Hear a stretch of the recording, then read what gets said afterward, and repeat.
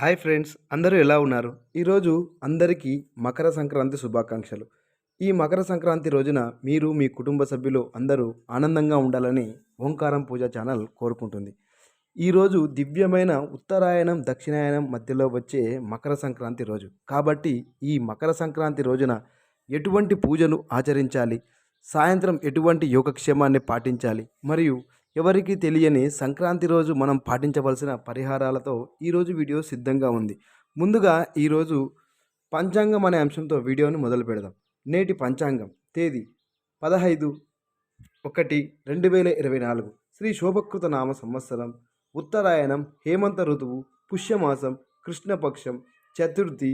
ఈరోజు శతభిష నక్షత్రం, వారం సోమవారం. తదుపరి సుభాషితం అంశం. 1000 గోవుల మంద ఒకే చోట ఉన్న దూడ ఖచ్చితంగా తల్లిని వెతుక్కుంటూ తన దగ్గరికి ఎలా వెళ్ళగలదో, మంచి చెడు పుణ్యం పాపం మనం చేసే కర్మఫలాలు కూడా అలానే మనల్ని వెతుక్కుంటూ వచ్చేస్తాయి. ఈరోజు మకర సంక్రాంతి రోజు కాబట్టి ఈ మకర సంక్రాంతి రోజు ఎలాంటి విశేషమైన పూజలు ఆచరించాలో ఇప్పుడు మనం తెలుసుకుందాం.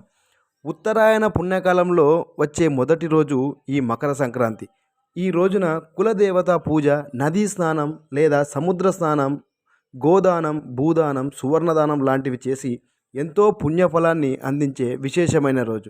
బెల్లం, తెల్ల నువ్వులు నైవేద్యంగా ఉంచి ప్రసాదంగా స్వీకరించి పితృదేవతల అనుగ్రహం, వంశాభివృద్ధి చేకూరుతాయి. ఈరోజు విశేషంగా మనము మంత్రప్రభావం అంశంలో ఆ సూర్యనారాయణుని యొక్క నామాన్ని జపించడం వలన ఆయన యొక్క అనుగ్రహం కలుగుతుంది.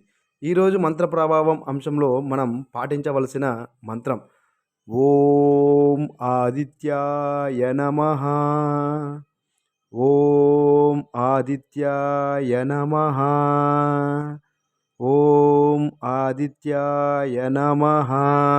మకర సంక్రాంతి రోజున విశేషమైన రోజు కాబట్టి ఈరోజు కొన్ని విషయాలు తెలుసుకుందాం. చాలా చోట్ల ఈ రోజున పొంగలి తయారు చేస్తారు. అంటే పాలు, కొత్త ధాన్యంతో చేసిన ఈ పొంగలిని సూర్యభగవానునికి సమర్పిస్తారు. సర్వం సూర్యనారాయణుని అనుగ్రహం. సూర్యకిరణాల వల్లనే రైతులు పంటలు పండిస్తారు. ప్రకృతికి కృతజ్ఞతగా ఈరోజు గోవులను పూజించడం విశేషం. మరియు సూర్యభగవానునికి కృతజ్ఞతగా సూర్య ఆరాధన మరియు పొలాలలో ముగ్గు వేసి భూమాతను పూజించడం, ఇది రైతన్నలు చేసే కార్యక్రమాలు.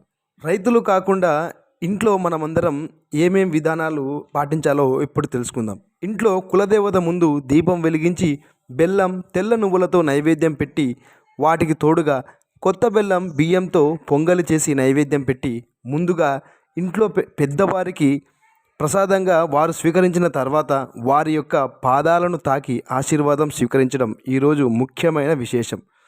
నువ్వులు ప్రకృతి పరంగా మనకు ప్రతికూల పరిణామాలు ఎదురుకాకుండా చెరుకు, నువ్వులు, బెల్లం పదార్థాలు సేవించి ఆరోగ్యంగా ఉండడానికి పెద్దవారు చెప్పిన అద్భుతమైన విశేషమైన రోజు ఈరోజు విశేషంగా మినుములతో అక్షింతలు చేసుకోండి.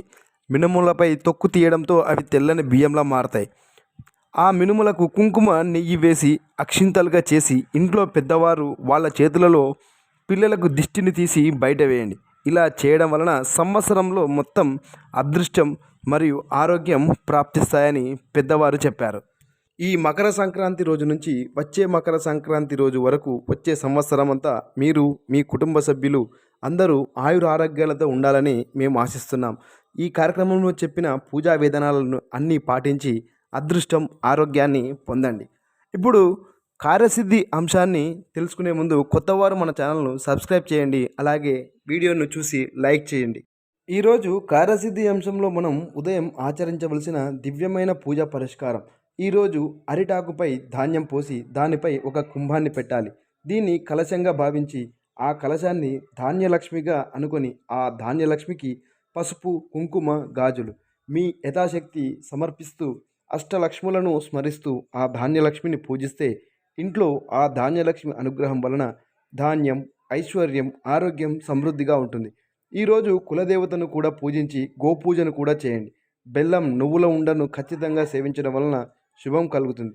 వీలైతే అమ్మవారికి కమల పుష్పాన్ని ఈరోజు సమర్పించడం వలన ఆ కమలవాహిని యొక్క అనుగ్రహం కలిగి అన్ని శుభ సంకల్పాలు నెరవేరుతాయి. తదుపరి సంకల్ప సిద్ధి అంశంలో పాటించవలసిన దివ్యమైన పరిహారాలను గురించి ఇప్పుడు మనం తెలుసుకుందాం.